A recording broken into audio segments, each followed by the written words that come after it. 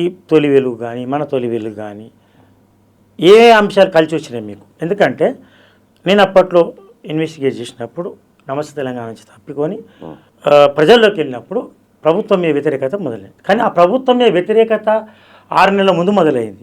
కానీ అంతకుముందే సెట్ చేసి పెట్టిండు. ఎవరు? తీన్మార్ మల్లన్న కానీ, మీ సోదరుడు రఘు కావచ్చు, మన సోదరు రఘు కావచ్చు, కొంతమంది ప్రభావం చూపెట్టారు. ఈ యూట్యూబ్ వల్ల ఒక డబ్బా టీవీ, మీది ఒక డబ్బా టీవీ వల్ల మాకు ఇట్లా ప్రమాదం వస్తుందని అనుకోలేదని కేటీఆర్ ఒక సభలో మాట్లాడారు. ఆ సభలో గ్రాడ్యుయేట్స్ కూడా, సార్ మా తండ్రి రోజు అదే చూస్తున్నారు డబ్బా టీవీని ఆయన చెప్తుంటారు అంటే ఇండైరెక్ట్గా మేము అది నిజమని నమ్ముతుంది సార్. వెరీ బ్యాడ్, అది మాకు ఎట్లా చెప్పాలని అర్థమైతే లేదు అని అన్నారు. సో అటువంటిది ఈ గత ప్రభుత్వ పతనంలో ఈ 2-3 టీవీలు యూట్యూబ్ పనిచేసిందా, లేకపోతే కాంగ్రెస్కు అనుకూలమైన పరిస్థితులు వచ్చినాయా? మీరు ఏ విధంగా అనుకుంటారా? పతనానికి మీరు ప్రధాన కారణం అనుకుంటారా?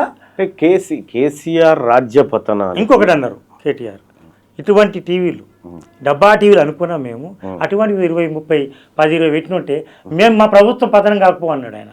అంటే ఎంత మీరు అన్నట్టు ఇంతకుముందు శత్రువును చాలా లేట్గా ఆలస్యంగా పసిగట్టిండ్రా, ఎట్లా అనుకుంటారు మీరు? 100% కేసీఆర్ పతనానికి ప్రధాన కారణం ఆ కుటుంబ అహంకారం, అధికారం అనేటువంటి మత్తు వాళ్ళ తలకెక్కి, దాంట్లో భాగంగా వాళ్ళ కళ్ళు కనిపించడం మానేసినాయి, సామాన్య ప్రజానికం వాళ్ళ కష్టాలు సుఖాలు కనిపించడం మానేసినాయి, మంత్రులకి అపాయింట్మెంట్ ఇవ్వనటువంటి పరిస్థితి వచ్చింది, మంత్రులే గేట్ల కాడ వెయిట్ చేయేటువంటి పరిస్థితి. ఆయన అహంకారం ఒక కారణం అయితే, రెండోది ఆ అహంకారాన్ని ప్రజాక్షేత్రం వరకు తీసుకుపోయినటువంటి మీడియా కేవలం యూట్యూబ్ తీసుకుపోయింది. మాకున్నటువంటి మేము కానీ, రఘు కానీ, తర్వాత తమ్ముడు కాలోజీ కానీ, ఇట్లా కొంతమంది కొంచెం ఒక పిడికెడు మంది మాత్రమే. మెయిన్ స్ట్రీమ్ మీడియా లేదు. మెయిన్ స్ట్రీమ్ మీడియా కాంగ్రెస్ పక్షాన మెయిన్ స్ట్రీమ్ మీడియా లేదు, ఎప్పుడు లేదు. కేసీఆర్ వైపు మాత్రమే మెయిన్ స్ట్రీమ్ మీడియా ఉంది.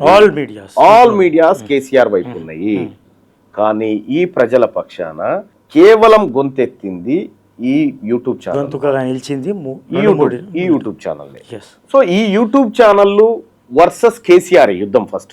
ఫస్ట్ యుద్ధం యూట్యూబ్ ఛానళ్ళు వర్సెస్ కేసీఆర్, ఆ తర్వాతే కాంగ్రెస్ పార్టీ. వెలుగు సంక్షోభంలో కూడా మీరు అండగా నిలబడము, నీడగా నిలబడడం వల్ల అక్కడ కేటీ రామారావు ఎంటర్ అయిపోయి రవిప్రకాష్తో జతగట్టి తొలి వెలుగు రఘుకు ఆఫర్ల మీద ఆఫర్లు చేయించి ఆయనే చెప్పారు, ఫేస్ టైం కాల్లో మాట్లాడిండు కేటీఆర్ అని, మీరు లైవ్ లో మాట్లాడారు. అయిపోయిన తర్వాత రఘుని నిర్దాక్షిణ్యంగా రోడ్డు మీద పడేస్తే, సరే నా తోటి సోదరుడు జర్నలిస్టు ఓ బీసీ బిడ్డ అని నేనే తీసుకురావడం జరిగింది, రఘును మళ్ళీ నిలబడు అని అటువంటి ఆయనకు వ్యవస్థను తయారు చేయడంలో నా వంతు పాత్ర పోషించి అతన్ని నువ్వు మళ్ళీ సస్టైన్గా మళ్ళీ ప్రశ్నించు అనేటువంటి మాట చెప్పి ఆయనకు చేయడం జరిగింది. అంటే ఒకరికొకరు మేము ఇక్కడ సహకారం చేసుకుంటూనే యుద్ధాన్ని మాత్రం ఆపలే. తెలంగాణ రాష్ట్రంలో కేసీఆర్ వర్సెస్ యూట్యూబ్ ఛానల్లే ఫస్ట్ యుద్ధం. ఆ తర్వాత ఇప్పుడు యూట్యూబ్ ఛానల్ పొలిటికల్ పార్టీ కాదు కదా, మరి పొలిటికల్ పార్టీని కొట్టడానికి పొలిటికల్ పార్టీ అవసరం కాబట్టి కాంగ్రెస్ పార్టీ ఆ రోజు ఎంటర్ అయింది. దట్టు కాంగ్రెస్ పార్టీ ఎంటర్ కావడం ఒకటి, కాంగ్రెస్ పార్టీలో ఉన్నటువంటి అగ్రనాయకుడు అయినటువంటి రాహుల్ గాంధీ గారు బీసీ స్టాండ్ను, ఆ తర్వాత బీసీ ఐడియాలజీని, కులగణని, ఇవన్నీ అంశాలు చెప్పడంతో సో సహజంగానే ఈ వర్గాల నుంచి వచ్చినటువంటి మేము కొద్దిగా అట్రాక్ట్ కావడం జరిగింది.